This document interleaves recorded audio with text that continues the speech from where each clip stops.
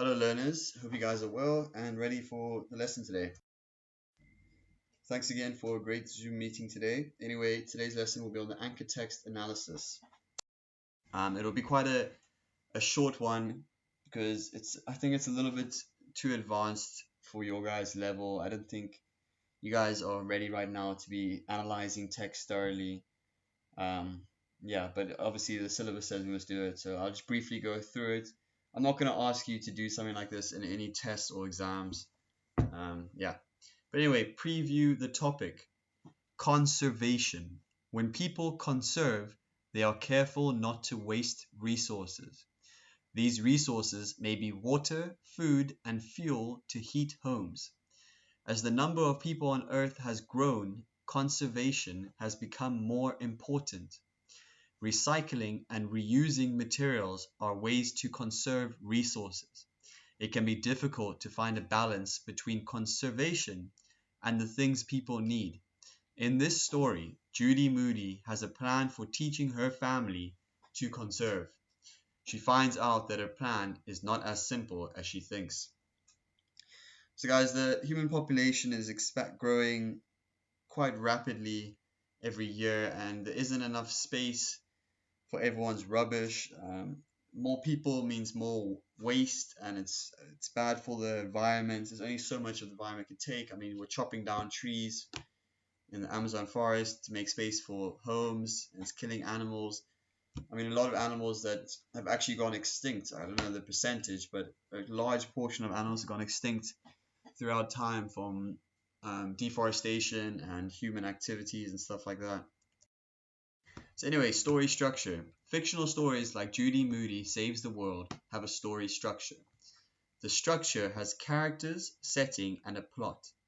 Characters are the people in the story. Setting is where and when the story takes place. Plot is the order of events in which characters solve a problem. In a story with chapters, the structure also builds from chapter to chapter. As you reread the first chapter, Batty for Banana Peels, you can use a story map to list text evidence about the setting, characters, events, and the plot.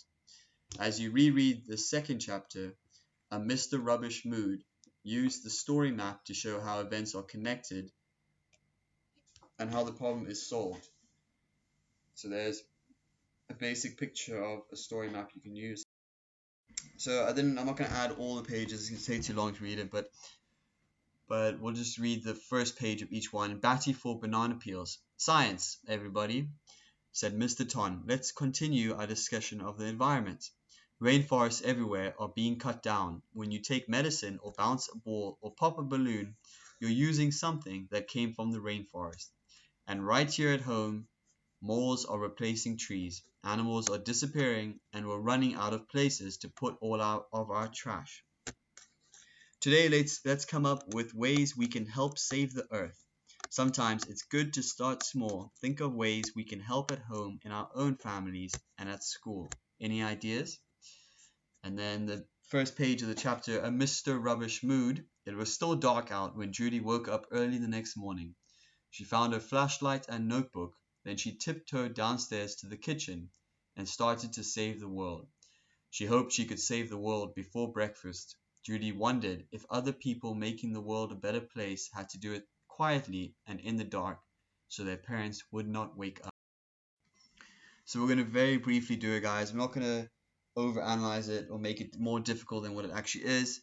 Let's say for chapter 1, Batty for Banana Peels. Setting is Judy's school. That's where it starts off talking about Judy's school, more specifically her classroom.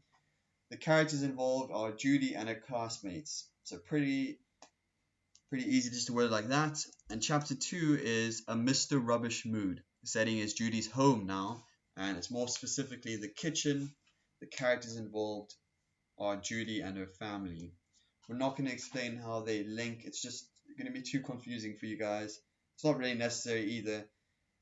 But yeah, that is the end, guys. Nice, short, and sweet. I didn't want to, this isn't going to be on the test, and I want you guys to rather focus on the grammar while we're still on doing this learning from a distance. And then when we go back to school eventually, we can really try push the talking, speaking, pronunciation. but I think grammar is quite important now. So I'm not going to give you guys any homework on this today. Take a rest, and then tomorrow I'll give you homework on the grammar. And the whole of next week, we're just going to revise any grammar that you guys are going to have in any quizzes or tests in the upcoming months, or month, I should say. But that's about it, guys. Have a great day further, and I'll speak to you guys tomorrow. Goodbye.